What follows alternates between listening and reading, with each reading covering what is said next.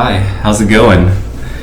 It's me, Horton, and today I am playing the Elder Scrolls 4 Oblivion Remastered. It's been about 20 years since we got the original release of Oblivion, and everyone's going nuts about this game, myself included, so I thought I'd make a video with just some casual, chill gameplay and chat a little bit.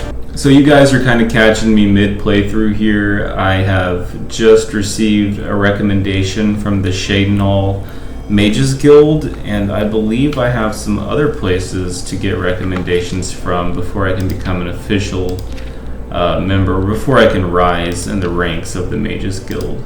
So make sure we have that quest selected. Take a look at our map here. We could do Coral's Mages Guild, Anvil's, Bravel's, and Leowin's. So, I think Anvil looks like the farthest journey here from where we are, so let's set our sights on that for now, and we'll just have fun walking over there. I'm loving these concept art looking loading screens that they've given us in the new Oblivion, and of course I have my trusty steed here, Prior Maberyl's Paint Horse. You get this horse by doing like the very first couple of missions of the main quest, which I actually am gonna finish the main quest for once in my life in Oblivion. I never finished the main quest on the original Oblivion, or any Elder Scrolls game for that matter. I have my fun with these games by just screwing around. But oh my god, who shot me with an arrow? This guy? Hey bud, what's going on? Will you not shoot my horse? Chill, dude, come on. Alright, where's my skeleton? He's calling my horse pathetic. Jeez Louise. What a jerk. Okay, well, I took his steel bow. I have a steel bow, but I could always use a backup. Hey man, how's it going? Alright, back on the horse after being rudely interrupted. Trying to determine what the fastest way to get to Anvil will be without fast traveling. I think we're going to have to hit the Imperial City and head south. Go around the lake and we'll be good. So the first time I was ever aware of the Elder Scrolls Oblivion was probably 2007 or 8. I think my cousin had it on PS3. And that was crazy. I had never seen a game like this before. There's an imp chasing us. We're just going to pretend he doesn't exist. I don't really want to fight the imp right now. Anyway, so yeah, my cousin was playing this on PS3, which looking back now, the PS3 version was kind of a rough port of the game. But back then, it looked incredible. A lot of people are seeing this remastered Oblivion and saying that it looks the way the original looked to them as a child, and I'm totally feeling that. I mean, this is what I remember pretty much, which is silly. But then I went home and I wanted to play the game for myself, so I through nefarious means, I acquired a copy of Oblivion for PC, and I tried to run it on my parents' PC, like the home computer, and it was that was an E-Machines desktop. I don't know if you guys remember E-Machines, but they just made like general use desktop computers. They weren't meant for gaming or anything. The funny thing is, at the time, I knew how to acquire a copy of Oblivion, but I didn't understand PC game system requirements, which is very funny. And I thought that I could run it on this computer that had like a gig of RAM and probably no video card. And it didn't look very good. It was pretty rough. I think the ground was just plain green. There were no details or anything, no grass. People's faces were just like smooth. It really sucked. So I didn't play much of that. And then I learned what system requirements were, and I was like, oh, I'm an idiot. But a few years later, I got a laptop of my own that could run the game really well, and I got Oblivion for real that time, and I had a blast playing it. I usually only play as Argonians and Bretons, sometimes a Wood Elf or Nord, but this time I'm shaking things up a little bit. I am a Dark Elf, and my name is Phaedron Mastrius. Yes, I used a name generator for Elder Scrolls games, but that's because I'm not creative, and I can't help that. Hey, man. Welcome to Pell's Gate, friend. Pell's Gate. Watch for minotaurs in the forests. Aggressive beasts. They'll tear right through your armor, too. These character models look so much better, but they still, like, animate the way Oblivion characters did. Mud crabs. What's the point? Annoying buggers. But the meat isn't bad. Farewell.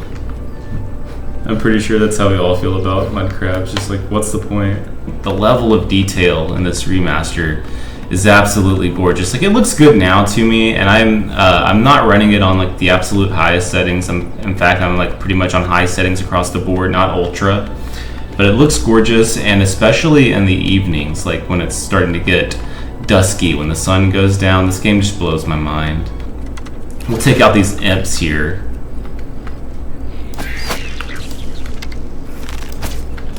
Whoops.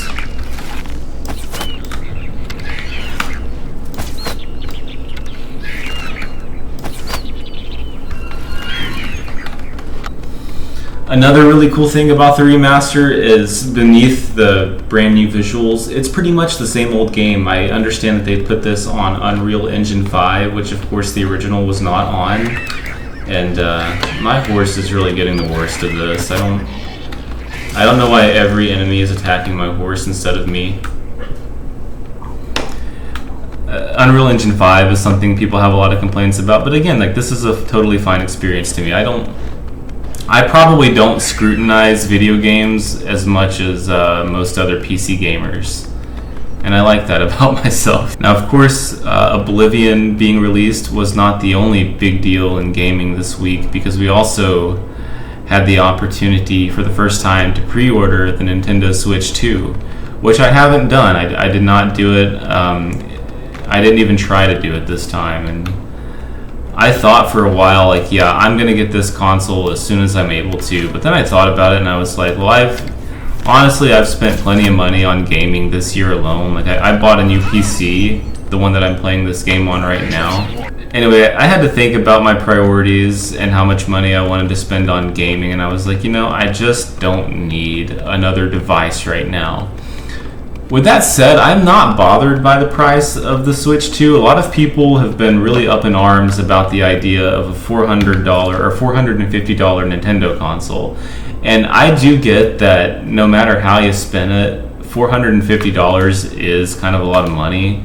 I'm totally with you guys on that one if you're unhappy with the price, but I think of it like this. So like 3 years ago in 2022, I bought a Steam Deck, and that was $400 for the cheapest base model. And I think I paid like maybe 30 or 40 bucks extra for a larger solid state drive that I put in it myself. So overall, you know, with taxes, I did spend $450 just getting the Steam Deck. That was 3 years ago. And obviously, like, things aren't getting cheaper or anything over time. So I would expect a new Nintendo console that's gonna run games better than the Steam Deck. I would totally expect that to be like, you know, at least $450. So I think $450 is a pretty cool price. I wouldn't complain about it.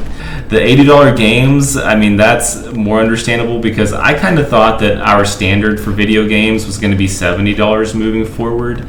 And we have an Oblivion gate over here. So check these out. In the new remaster, these look awesome. Like, you can really see what's going on inside that gate. We have a scamp wandering around just above my crosshair there. I'm not really focusing on the main quest right now. I want to get this Mages Guild stuff taken care of, but I do need to come back and close some of these gates. Being around the Oblivion gates can sometimes prompt these really beautiful storms off in the distance, so you get these really like pretty orange and pink skies with lightning strikes. Oh, yikes. Alright, I gotta get out of here. Are we still headed to, yeah, we're still headed to Anvil. We're on the track, so that's good. I've been attacked by too many bandits, and now my horse has an arrow sticking out of its chest. I don't know if you can see that down in the bottom left. See what I'm talking about, folks? It's moments like this in Oblivion when the sun is setting and everything's sort of this golden yellow color. It looks so gorgeous to me. And the original Oblivion, it looked good for its time, but like we really needed this refresh. I truly cannot get to Anvil without hopping off of my horse like 30 times. I think that in the future I'm just going to abandon the horse altogether, because while it is nice to be able to get around quickly without fast traveling, I'm just a little miffed that I can't at least like shoot my bow or cast a spell off of my horse. So yeah, I don't think we're gonna ride the horse anymore. I just can't continue to dismount every time a random wolf or bandit attacks me. But you know, it's not even my horse anyway to begin with, so who cares? I think what's gonna make me buy the Switch 2 is whatever Pokemon game is released first. Hey buddy, how are you? You have my ear, citizen. Seems like a nice guy. I know there's that Legends ZA game coming out, but that's not like a mainline Pokemon game. I'm talking like a Pokemon game with a whole new region where you have to buy one of the two versions. That's when I'm going to hop on board with the Switch 2. And then I can go back and enjoy things like Mario Kart World and that cool Donkey Kong game. Also, I'm super excited that the third-party games seem to really be coming back to the Switch in a big way. Like, I don't even like Cyberpunk, but it's awesome that the Switch, like a Nintendo console, is getting Cyberpunk 2077 Ultimate Edition. And it's cool to see the Elden Ring, which is another game I don't really like that much. But it's just exciting to think that, yeah, you could have the Switch as your only console the next generation, and you really wouldn't be missing out on stuff. Now, let's go ahead and stay at this end real quick. And now we have this really pretty purple sky. Dude, I love this remaster. It's awesome. So yeah, between the Switch 2 and Oblivion being released, Shadow Dropped, I should say. By the way, Shadow Drop is a totally new word to me. I've only ever heard that word surrounding this impending Oblivion remaster, but I've heard it everywhere. It's like everyone I know is like, yeah, the game was Shadow Dropped. It's like, is that a thing we're saying now? Does that mean that it was just released without warning? I guess so. Anyway, so with the shadow drop of this game and the Switch 2 becoming available, it was a pretty big week in gaming, and I just felt I had to talk about this with you guys for a while. I'm looking forward to getting more into Oblivion and encountering some of those classic quirks, bugs, whatever. I've had a little fun already. I ran up on some like extremely messed up looking skeletons.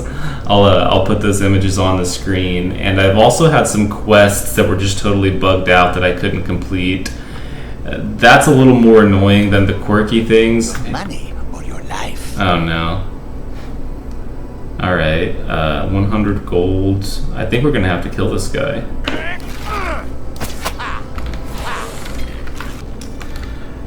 So it would appear that we have reached our destination of Anvil. I'm going to go in here and try to get a recommendation from their Mages Guild, but I'm not going to do that on camera.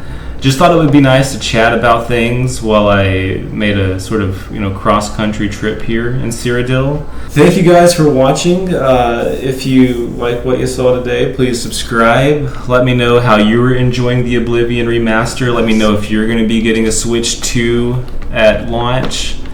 I have some work to do with the Mages Guild, so please subscribe, please like. I will see you guys next time. Thank you again.